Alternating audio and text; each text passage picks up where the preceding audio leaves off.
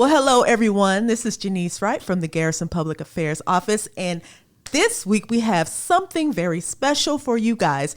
We are kicking off the 101 Days of Summer, and in that we are kicking off our KISS campaign. No, I don't mean kiss in the endearing way. I mean keeping it a safe summer. So we are going to kick that off with the safety organization here. So stay tuned for all that and more on this week's episode of the Great Big Podcast.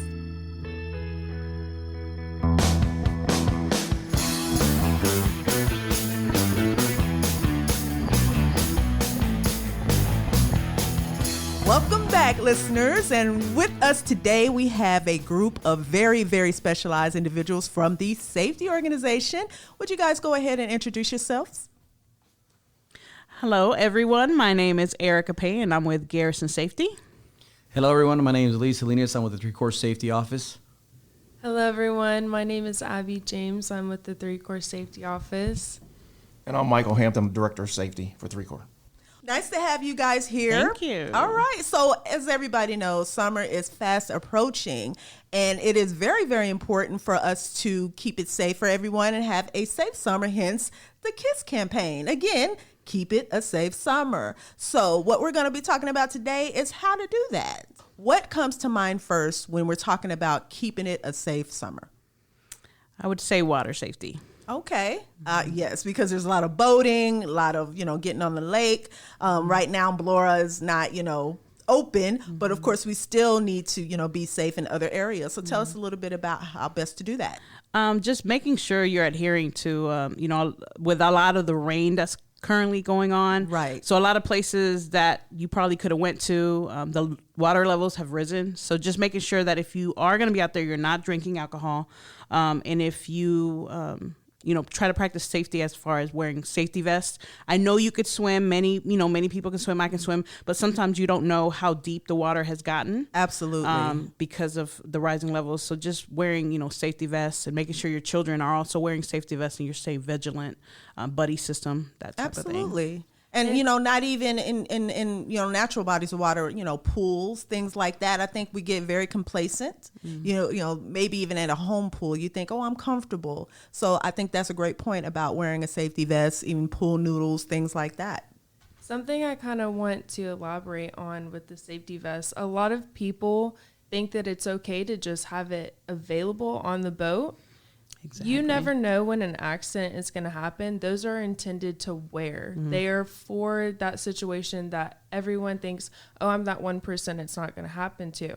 So it's important to actually apply these, wear them. That way you're safe in any situation. Exactly. That is very true. I agree. And as far as boating safety, are there any other components or aspects that listeners need to know as far as being safe out on the water? I think another main point would be observant and aware of your surroundings. There are going to be a lot of people out on the water, a lot of people who don't necessarily need to be out there, that aren't licensed, haven't gone to safety courses. So it's your responsibility to take care of yourself and also take care of everyone else around you. Mm-hmm. That's a good point. Making sure that, you're following the speed limits, that you're obeying different safety signs, like tide waves, all that stuff. Well, even staying away from I think about, growing up here, I used to go to Blora every summer, mm-hmm. and you would have, thank God we were way further away from where the, boats were, but, staying in areas where you're supposed to be swimming and not getting in those areas where the boats are, because now you have a motorized, boat. And you can get caught in the propellers and that type of thing. So just staying in those areas where you're supposed to be swimming and not, too far into the water where you see the boats. Okay. So what can boaters and people getting on the water, how can they better prepare themselves before, they go out and do these activities to be safer? One thing is to make sure that their boats are in tip-top shape, that they've been serviced. Make sure that it is working. You don't want to get stranded out in the lake. The other thing we want to talk about a little bit is also jet skis. Jet skis and boats are in the area. A lot of times the jet skiers don't pay too much attention while they're on them. So they like to get behind the boats for the wakes. So just please make sure that the jet skis, if you do have a jet ski, that you practice extreme safety, and you also are not allowed to drink and ride a jet ski as well. Good point. So just just be aware of everybody that's out on the lake, and just make sure that, you know, you're taking care of each other, whether on a boat, a jet ski, you're wearing your PPE. And the big thing that we all like to do when we're out in the water is drink. Just make sure you don't do both of those at the same time. And what does PPE stand for? Personal protective equipment. Okay. Excellent. Excellent. I think, like I said, a lot of people don't realize, you know, it's all about let's get out there and have fun. You don't think about the safety aspects, unfortunately, until, you know, something drastic or something dramatic happens. So are there other things that boaters can use to prepare themselves as far as literature, classes, things like that? Are those available? Well, you can get with the Texas Parks and Wildlife. The good thing about the Texas Park and Wildlife is they'll tell you the specific rules that are specific to those areas, like Blora, if you're out of Steelhouse Lake. So if you get with them, they'll tell you areas you're supposed to be in, areas you're not supposed to be in. So just get with your local Texas Park and Wildlife, and they will definitely give you the ins and outs and the rules of that specific body of water that you're going to be on. Okay. And are there any other websites that listeners can go to? I would say the Parks and Recreation. Texas Parks and Wildlife. Okay. Excellent. And even DFMWR, they also have a lot of safety tips also on their website, especially for Blora. Okay. So I know one of the biggest things here on the installation has been motor and, you know, motorcycle and vehicle safety. So let's talk a little bit about that and how best to, you know, ensure that, you know, riders and drivers are being safe during the summer. Well, let's just keep in mind that driving your vehicle is probably one of the most hazardous things you'll ever do on a day-to-day basis. So like we discussed with the boating, just make sure that your vehicle is registered, you have insurance, and that it is inspected and it's ready to go, especially if you're going to go on a long road trip. Just make sure that vehicle is in good working order. Okay. And also, just from, you know, past experience, I've been encouraged to also have sort of a survival kit ready. You know, water, you know, non-perishable food, snacks, a blanket, things like that. What other things should be always in your car just to make sure that you have that in case of an emergency?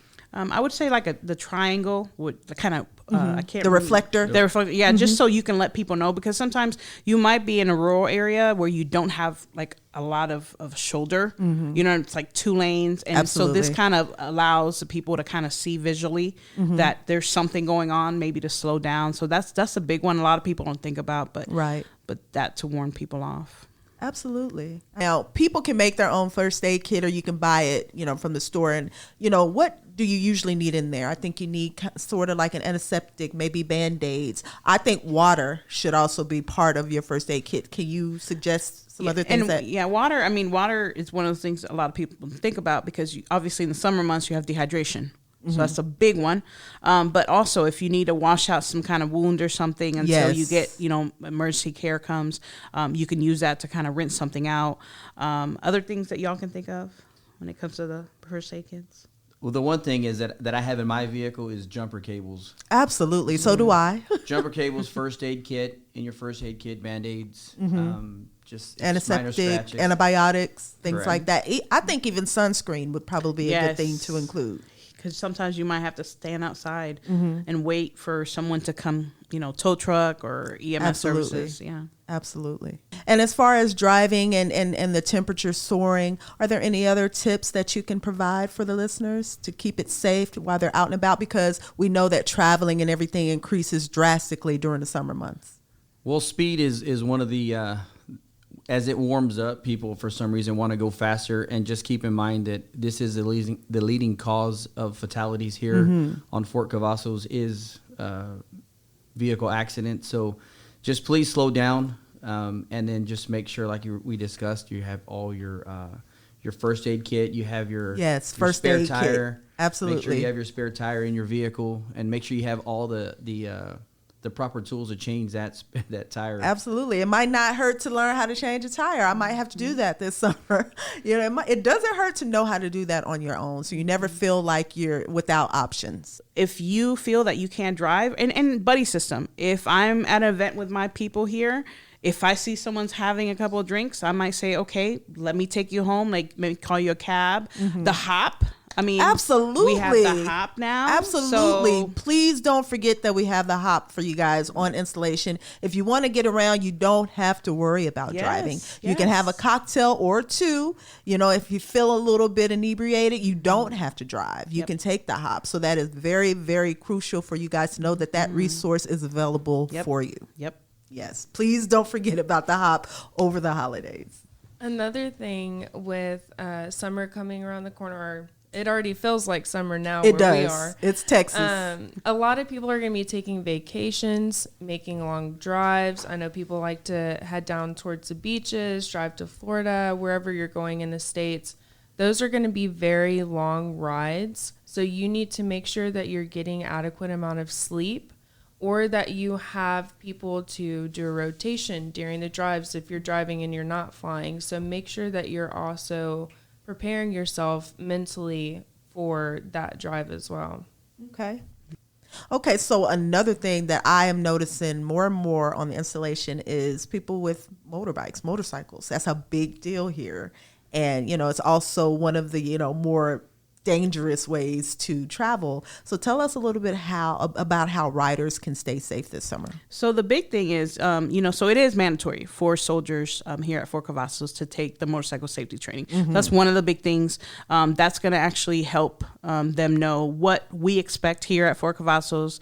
What are the processes and what are the techniques that they can take to be safe while on motorcycles. And again, this is mandatory. We do have training. It's offered, I believe, every month. You can sign up. If you have questions, you can contact the Garrison office, and we will be more than happy to help you get signed up for that course. Another thing with motorcyclists, it's very important to wear your PPE, the personal protective equipment. This is going to include helmets, gloves, goggles, jeans, long sleeve shirts, and also closed-toed shoes. Not only that they're closed-toed, but they're also going above your ankles, protecting your ankles while you're on the bike. Okay. It's very important that you're preparing yourself physically for if you happen to get in a car accident, someone doesn't see you, which is very common. You're a very small object on the road. There's lots of big trucks, vans, 18-wheelers. Anything can happen. It's not necessarily just your actions as a motorcyclist, but everyone else that's on the road. On average, one motorcyclist dies a day in a crash on Texas roads. Oh, wow. So, that's a very, very impactful statistic. I mean, that really puts it in perspective how dangerous it can be. So I hope everybody out there riding their motorbikes is listening right now and taking heed to the safety precautions, because we want you to enjoy yourself this summer. We want you to get on the road safely and also arrive at your destination safely. So, and just one of the leading indicators for motorcycle accidents is speed. So please slow down. It is fun to ride motorcycles. Keep the fast motorcycle riding in the tracks. Just please keep in mind that at night, wear some type of reflective gear so that you can be seen. I know motorcycles have lights, but the more they can see you, the better off you are, especially if you're driving down some of these roads that don't have a lot of lighting on them. So slow down and be seen.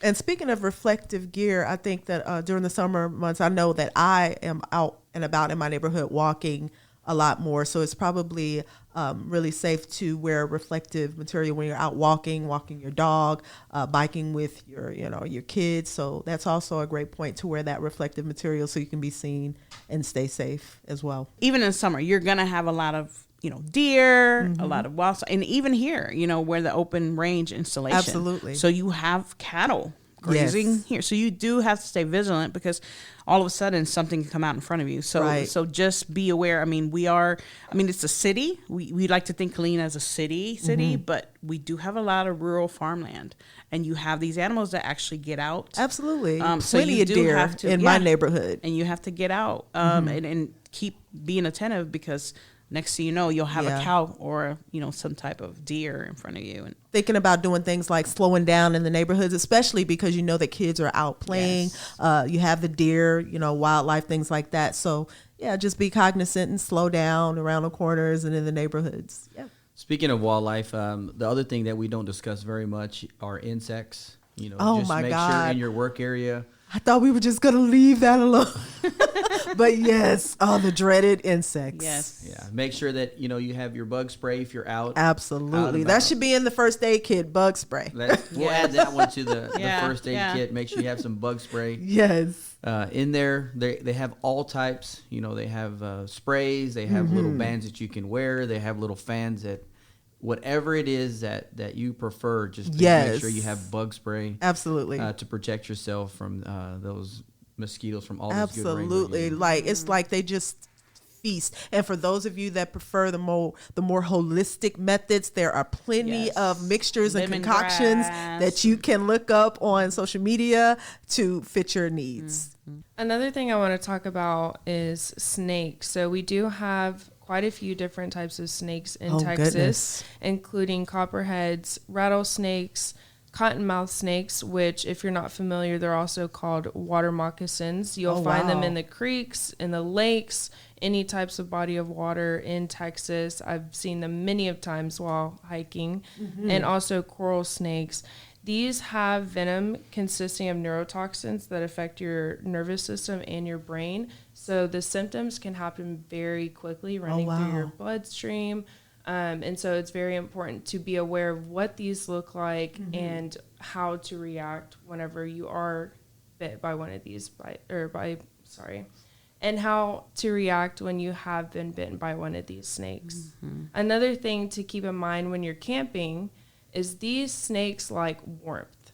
So they will crawl into your sleeping bags. They'll try and get that warmth off of your body, and you won't even know that they're in there while you're sleeping. So you also need to be aware of where you're setting up your sleeping bags, your tents, and just be mindful of that. Shake out your shoes before you put them on. Oh, wow. Okay. You might have a little surprise in that. Is there a website that the listeners can go to find out more about, how to, stay safe against things like this, especially when they're out camping? Right now, one that comes to mind is the Texas Wildlife, USACE Game Wardens. I don't know off the top of my head exactly the actual website itself, but they do have a website that you can go to, and it kind of has a breakdown of the different Texas native snakes and how you can kind of stay safe around them. So it'd be safe to say that maybe, listeners, and we can go and look up, certain snakes that are native to Texas and how to better protect ourselves, what to do in the instance of being bit,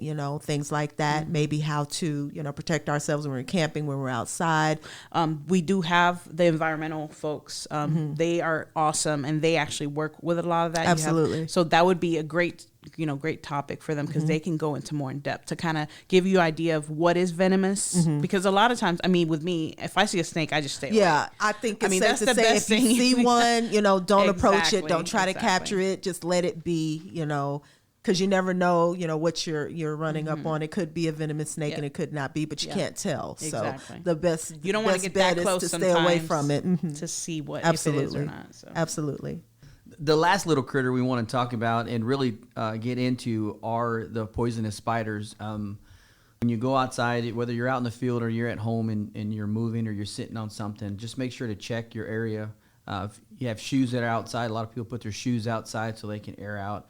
Just make sure you check your stuff, because these can be, they can get anywhere, and they're hard to see if you're really not trying to pay attention for them. So just make sure that if you don't know what any of these critters look like, you can Google them. You could also, we talked about the Texas Parks and Wildlife. They have a lot of information on these poisonous spiders. So just be aware and just make sure that you know where you're at. Yeah. So what other spiders are kind of native to Texas? I know the brown recluse.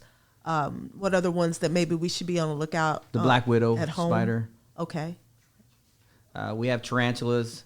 We have tarantulas here. They are. They're not venomous, but they're very scary. Oh, I can imagine.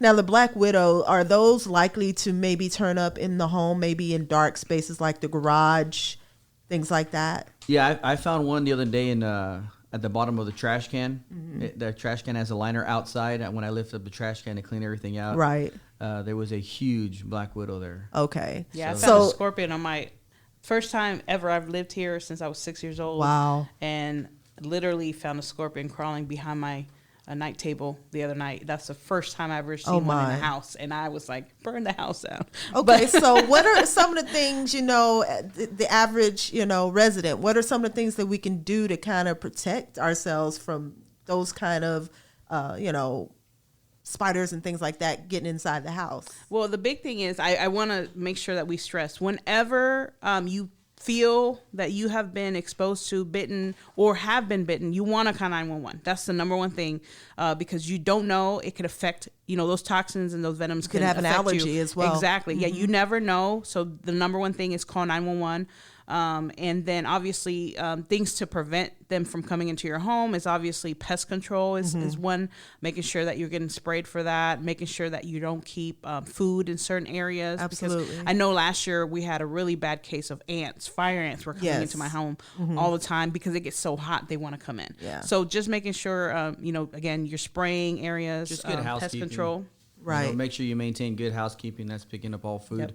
Yep. They prey on the insects that like to eat the food. So they kind of help us out, but not really. Exactly. Correct. not if they're coming into your house to eat the bugs that they're attracting Right. because of bad housekeeping. Yeah. So as far as I know that my garage right now is very cluttered. So as far as just keeping things sealed, maybe keeping shoes, I don't know, not in the garage, maybe overturned so that things can't crawl in there and make themselves comfortable. Just little things like that, to kind of, ward off anything coming in and making a home and surprising you later on. Also, one thing I want to mention is sometimes you don't even feel the bite, the initial bite until a couple minutes after, maybe 15, it could be anywhere from 3 to 15 minutes after. So if you do notice that happens, and you happen to see the spider or, you kill it, whatever it may be, it's also important to bring that with you to the doctor so your doctor can identify what type if of... you can, or even bring take the a picture spider, of it. or take a picture. Okay, That way that's they smart. can identify what type of spider it was, Okay. what the best form of treatment's going to be for you at that point in time. Okay. Yeah. That's a good point. Yeah, that I would have helps. never thought about that. Because a lot of times... Because I'm going to stump it into oblivion. Oh, yeah. And you can. Yeah, even bringing But it just like take the that. picture. Yeah, even bringing it Yeah. like that will help a lot. Yeah, Okay. because, and you got to think a lot of these spiders, you would think that the antivenom would be at that local hospital that you're going to, but sometimes they literally have to, go through and find a location, and that location might be hours away. That's kind of scary. So another aspect of summer is basically, something people don't think about: hunting, weapons, things like that. So tell us a little bit about that. Well, the first thing that we see when with privately owned weapons, we call them POWs. So when we say POWs, that means privately owned weapons. That we see is the leading indicator when we have negligent discharge is they're cleaning their weapon. So I always tell people, before you clean your weapon, you must make sure 100% that weapon is cleared, that the magazine is out, and there's Absolutely. not a round in the chamber. So, and that's just from all the investigations that we do. So just please make sure that wherever it is that you're firing your weapon at the ranges, that your weapon has been cleared. The other thing we want to get into is that every privately owned weapon must be registered before you bring it on post.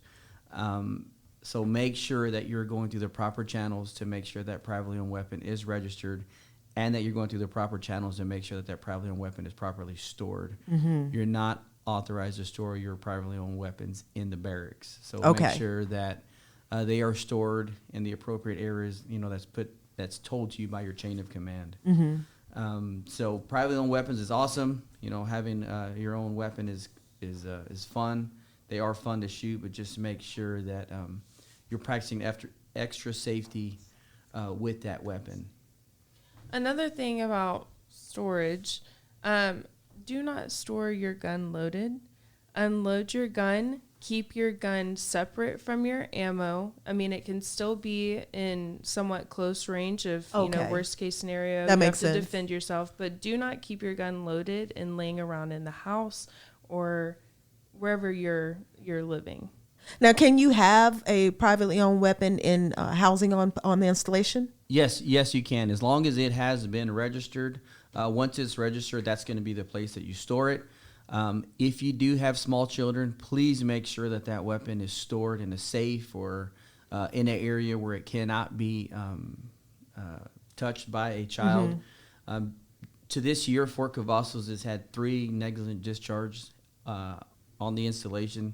So we are seeing an uptick of negligent discharges with privately owned weapons. So just make sure that you're being extra safe with your weapon. And the other thing is that not all weapons are the same. One handgun is not the same as the other handgun. Absolutely. They have different safeties. Some weapons don't. Some handguns don't have safeties. Your trigger is your safety, or it's got a double trigger for your safety. So just please make sure that you understand that weapon when you purchase it, and that it's okay to get a little bit of training on that weapon, even if we are in the military and we are associated with weapons. So one of the big things that we've seen from the last negligent discharges is that they had no proper training on that specific weapon that they had purchased. Okay. So what are some of the rules and procedures, guidelines regarding POWs, privately owned weapons, on the installation? But I always say, if you're going to live in the barracks, make sure that you get with your chain of command before you purchase that thing. You have to have, the commander or the organization has to have space for you to store that privately owned weapon. So before you purchase it, make sure you have the okay from the commander to do that. Obviously, then you'd go purchase it. Then you'd have to, before you come on post, you'd have to go get that. Let them know you bring in a privately owned weapon, and you'll be able to get that thing. They'll walk you to the PMO office, and they'll get all the proper paperwork that it is that you need to register that weapon. And then obviously from there, it would go to probably your unit arms room or wherever it is that they're going to store that weapon for you. Okay. What other things do we want to touch on before we go? So one last thing that I always think about, obviously, is summer, good times, the pool, the beach. We want to grill, right? We want to have the steaks, the burgers, hot dogs. So grilling safety is very important. I agree. I do very grill. Important. I have grilled. Yeah, and I mean, I have to obviously follow these rules too, because I love to grill, but I know my grill right now, I have to clean it. So Absolutely. Just make sure that, you're going through there. If you have propane and charcoal grills, use them outdoors. Keep them away from your home. I've seen people that grill like underneath their overhang and that type of thing. And if, all of a sudden it catches fire, now your home can also catch fire. So try to have a clearance between your home and where you're grilling. Absolutely. Unless you're in a treated area, something that's developed for that. Make sure that your grill is clean. I know that people, you start grilling, things get burned on, grease and that type of, make sure that you clean it off, because you have a higher chance of that grill catching fire if you have not cleaned it, because now it has things that it could actually burn. Make sure if you're doing the charcoal, which is what I prefer, that they're properly doused and totally put out. And not with gasoline. Oh no, no. You see that on YouTube all day.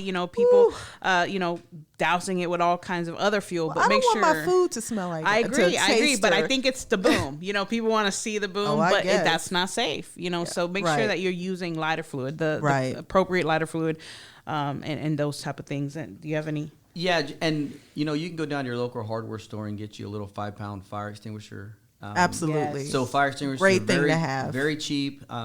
You should always have one in your house. But if you're going to be outside grilling, it's always easy to take that fire extinguisher from inside and just have it next to your grill, so that when you are grilling, if you ever happen to need it for whatever reason, maybe it just flares up.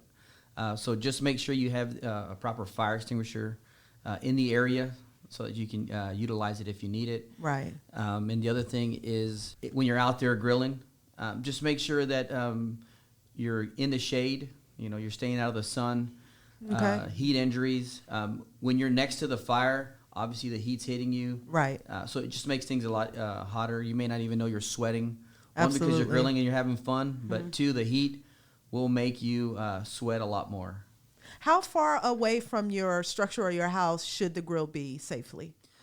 We always say 8 to 10 feet. Okay, because I grill on my back porch, so it's like a concrete slab. But you know what? I need to know that, because maybe I'm not far enough away, for safety reasons. So that's a good point. Good distance away, and just make sure that if your house is maybe if it's brick, maybe you could move a little bit closer. But the thing is just to make sure that you know exactly what your house is made of. Some houses will catch fire a lot faster than other homes, so. We don't want that. No, do just not. grilling burgers and links. No, we don't want that at all.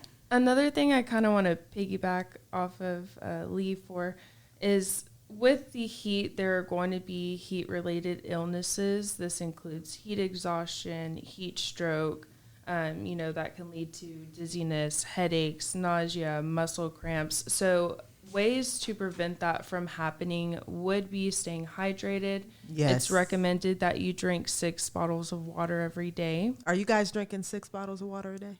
Absolutely. No. I know that when we work out. I'm not gonna I'm lie. drinking When we 7. work out, I'm drinking at least maybe I one or drink two. Beyond. Okay, so suffice to say, we're probably not getting as much water as we need. Okay. But yeah, Another you do thing lose a to lot. help that is liquid IV packets. It has those extra electrolytes or something Okay. of that sort. Another thing would be, if you're experiencing those symptoms, go inside.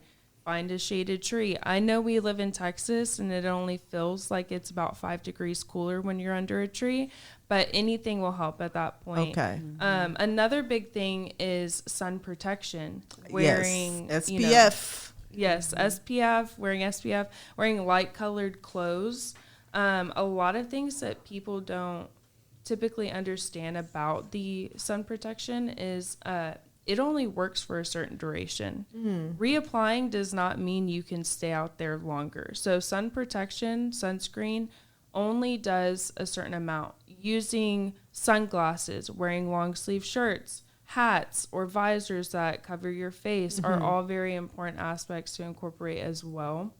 Another thing that I've seen, and worst case scenario, you get really, really bad blisters, but as you're getting these sunburns, it reduces the efficiency of your skin cells repairing. So this Wow. can lead to very long-term effects like skin cancer, Wow. melanoma, Okay. which Interesting. melanoma is actually the leading cause of death when it comes to skin cancer, and this can be caused by an excess amount of exposure to UV light or ultraviolet light. So even if you're not, at the beach, doing yard work, I usually have a really wide brim hat. Does that help? Is that helpful? Definitely. Okay. All right.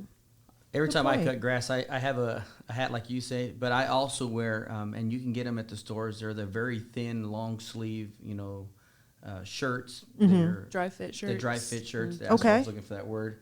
So they got dry fit shirts. You stay very cool. I mean, I wear those just to keep the sun off me as much as possible because normally I'm out there for a few hours. Okay. To just especially if you don't want to wear sunblock. If you're not going to wear sunblock, just please make sure you cover up. So it's Right. one or the other. Okay. And wearing light colored clothing that don't Yes. attract Absorb, heat. yeah, absorb heat. And even with those things, you want to make sure if you don't feel good, do not be afraid to go to the doctor. Right. I have seen people. I had actually heat exhaustion, 2 cases in my life when I was military, and I was glad that I went in because it could have progressed into heat stroke. Right. So, you might not feel good, but sometimes, unless you're a professional, a medical professional, you don't really know. So Because it's it could important affect not your to heart. ignore those symptoms. Exactly. Yeah. Your body's telling you something's wrong. So Right. please listen to that. And same thing with sunburns. I've seen where people get, really bad sunburns, they get infected. So if it gets that bad, do not be afraid to go into the doctor because they can give you some type of ointment and that type of thing to help you not get an infection and help heal better. So yeah, please listen to your body, your brain telling you something's wrong. Please seek medical attention. Great. So the last thing I guess we'll transition to is just this is PCS season. We have a lot of soldiers, families coming into Fort Cavazos, and a lot of soldiers and families are leaving. Just please make sure that you get with your local hazard area so that you can know what storms are in your area. As we know, you come to Central Texas, this is kind of tornadoes, lightning, Absolutely. hail. Wherever it is that you're going in your next endeavor, just please make sure that you understand what those hazards are and what kind of weather you're going into. Whether it's, so you can kind of prepare. correct, like going from here to El Paso, Fort Bliss, it is a lot hotter. Coming down here, it's a little more humid. So just make sure that you know where it is that you're going. Where your flash flood areas, your low water crossings, whether it's here in Fort Cavazos or if you're leaving to another installation, and know what those warnings are. Get with your local area if you're coming in for those soldiers PCSing in. Get hooked up with your phone so that it'll tell you where all your flash flood areas are at. It'll tell you all your warnings when there's lightning in your area. So just please make sure that for those coming into the Fort Cavazos area that you get with your chain of command, and they will help you out to know exactly where to find a lot of these hazardous areas before you start venturing out to, the great Central Texas. All right. Great information. So there you have it, listeners. We want you to enjoy yourselves here at the Great Place. We want your summer to be full of exciting things. So we want you to keep it fun, keep it engaging, keep it exciting, but most importantly, keep it safe. Thank you guys for being here with us. Thank you. You're welcome.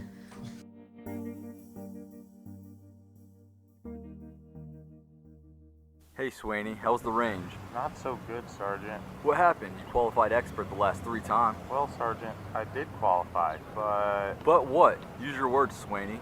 they were telling me that I qualified, and the next thing I knew, well, Doc was putting a thermometer where nothing should ever go. Seriously, we just talked about protecting your rear last week. You're the platoon sergeant's gunner. You always cover the rear. I know, Sergeant. I'm good at doing that. The same thing applies to your keister. If you don't hydrate properly, you leave yourself open to attack. You're right, Sergeant. Where's the water buffalo? Hey warfighters, don't be like Private Swaney and go down as a heat casualty. Drink water, stay hydrated, and don't get keistered. It's that simple.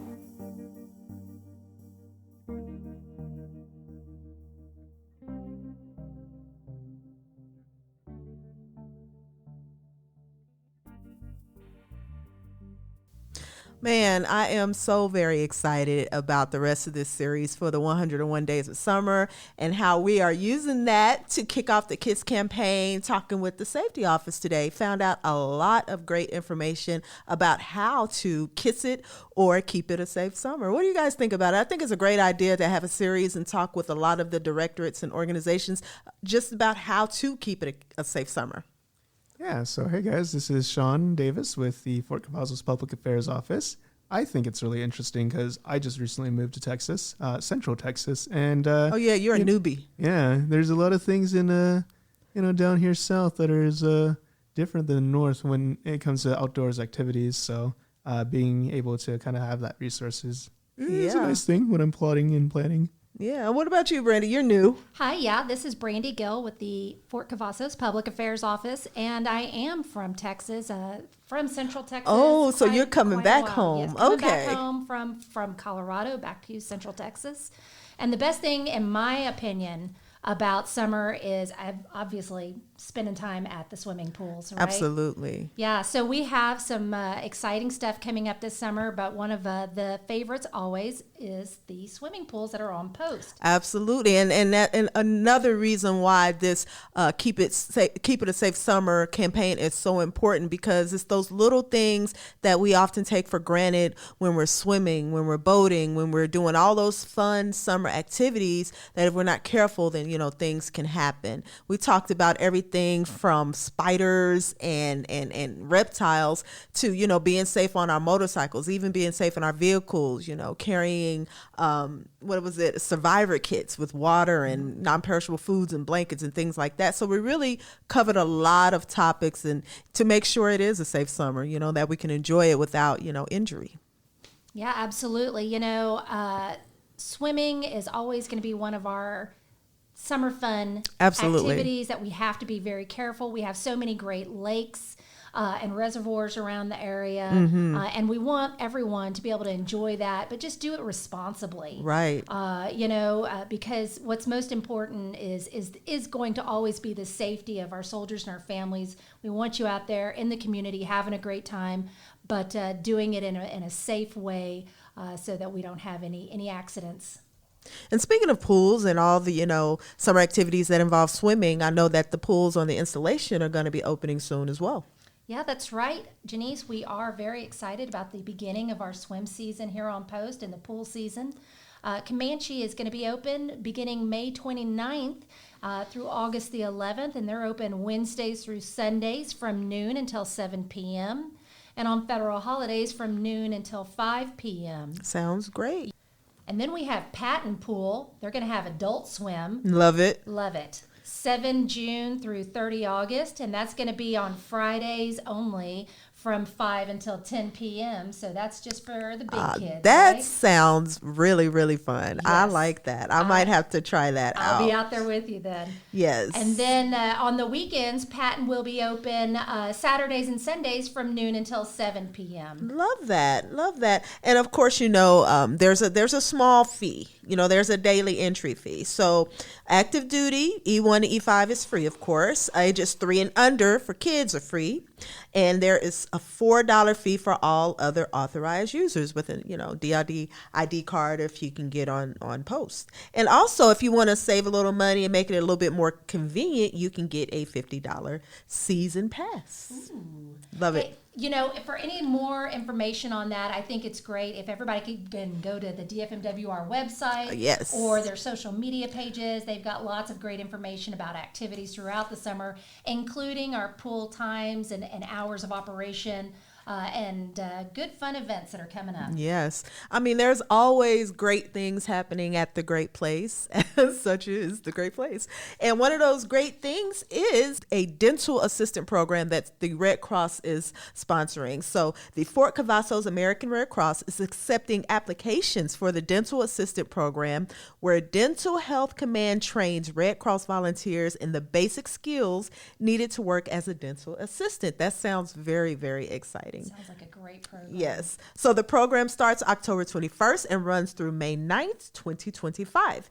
Individuals must submit their application no later than August 16th. Applicants are required to have a valid military ID card, be a U.S. citizen, 18 years or older, and have a high school diploma or GED. And you also have to be in the Fort Cavazos Killeen area for at least a year. So for more information about that, email fort.cavazos@redcross.org. Or you can call 254-287-0403 for more information. You can also visit the Red Cross office at 36,000 Darnell Loop in room 1039. And please give them a ring before you come in the office so they'll know to expect you. That is a very, very exciting opportunity. Yeah, that could be a life changer for family members who are looking for something to do for a career. Absolutely. And we still have more going on the installation, don't we, Sean? Yes. For those of you that are tech-minded, there is a tech expo going on, and that is on June 4th at the Lone Star Conference Center. That starts at 9 a.m. and goes until 1 p.m. So what that is all Department of Defense soldiers, civilians, and contractors can go and get some opportunities to explore some cutting-edge technology. Love it. You can network with industry experts and get hands-on experience with tech for robotics, IT management, wireless communications, cybersecurity, and more. So it's kind of like a Best Buy shopping experience, except you can't buy anything. You can't take it home with you. But you get to meet some cool guys and see some of the things that they've been working on. So definitely give that a check. For those of you who are going to go, make sure you pre-register at fdaexpo.com. That's Foxtrot Delta Alpha Expo, as in exposition. Come on with the phonetic spelling. Yeah. Then just register there. You'll be able to find it. Yeah. I, for one, am not tech savvy, but it still sounds like a very exciting event to attend. Sounds like there could be some really neat things that they're going to show us there. Yeah. Yeah, I'm interested to see what will come up. Are you going to go, Sean? Yeah, I'll be covering that for the Sentinel, the little news article for that. And yeah, I'm excited. I have no idea what to expect. I'm actually making sure I don't look up anything about it just so I can be surprised and keep a level of suspense around it. Right. Yeah.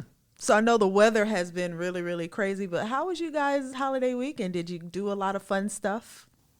Man, I tell you, we always enjoy those long weekends, don't Yes. Sleep is what I look most forward to. we? Sleep. That's what I'm always trying to catch up on too. But no, we had a great time. We did some family activities. We got outside. Love it. And we got to visit with some family in the area. So it was those things that make the long weekends enjoyable. Absolutely, yeah. I did some of the same. I hung out with friends, got out and about, got some house cleaning done. There's never not a time where I'm not, I don't have anything to clean at home. So yeah, that's always on my list on the weekends. And I caught up on some much needed rest. So thank you, long weekend. Yes. What about you, Sean? Yeah, for me, my plans got kind of rained on. I was going to go to Belton Lake, but that got closed because of the massive flooding. Yeah. So I instead Thanks, opted, Mother Nature. Yeah, I instead opted to just go down to Austin and spend a day there, and then just catch up on some errands around the house. So Love it. really Love easy it. going. I love it. Well, I guess that wraps it up, you guys, and we will see you next week. Yeah, absolutely. This has been a lot of fun. Thanks so much, Janice, for letting us sit in. Oh, no problem. All right, Bye. guys. Have a good weekend.